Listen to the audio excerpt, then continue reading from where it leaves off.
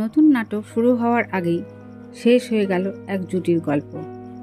নিলয় আলমগীর এবং জান্নাতুল সুমাইয়া হিমি দুজনেই জনপ্রিয়, দুজনেই ভালো অভিনয় করেন আর দুজনেই একে অপরকে চেনেন বহুদিন ধরে। তবে সম্প্রতি এক নাটকের শুটিং সেটে এমন কিছু ঘটেছে যা নিয়ে সরগরম বিনোদন পাড়ায়।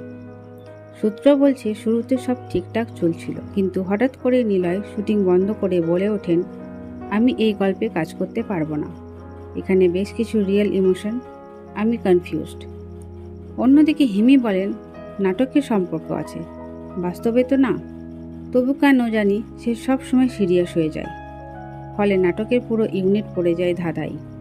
কে কার প্রেমে, কে কার সঙ্গে অভিনয় করতে চায় না, কার মুখে হাসি, কার চোখে পানি, আর পরিচালকের মাথায় শুধু বাজেটের চিন্তা। এরকম এক ভয়ঙ্কর গুজব ছড়িয়ে পড়ে, নিলয় হিমি আর একসাথে কাজ করবেন না। অনেকেই বলছেন এই খবর নাকি মেকিংয়ের অংশ, আবার কেউ বলছেন না ভাই, প্রেমের গল্পটা রিল থেকে রিয়েলে গিয়ে অস্থির করছে শুটিং সেট। সবচেয়ে মজার ব্যাপার, এই ঘটনা পুরো দুজনের সোশ্যাল মিডিয়ায় পোস্ট দিয়েছেন, কিন্তু কেউ কাউকে ট্যাগ করেননি। হিমি লিখেছেন, সব সম্পর্কে মানেই প্রেম নয়, কিছু সম্পর্ক কনফিউশন হয়। আর নিলয় বলেছেন, নাটকের শুটিং করতে গিয়ে জীবনটাই নাটক হয়ে গেল।